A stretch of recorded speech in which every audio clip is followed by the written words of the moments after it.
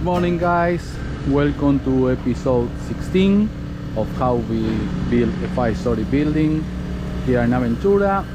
As you can see, we are already on the second floor.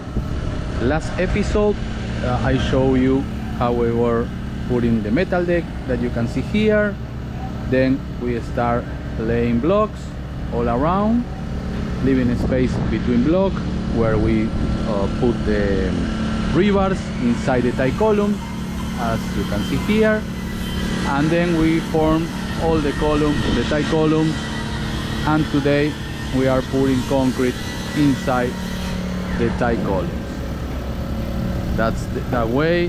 The next step is gonna be to form, put rebars inside the tie beams, form the tie beams, and put tie beams, so we can keep going with the structure, metal structure for the third floor. So here is an update. Please subscribe to the channel, hit the like button, hit the notification bell, so you can have more updates on how we build the 5-story building. Thanks for watching.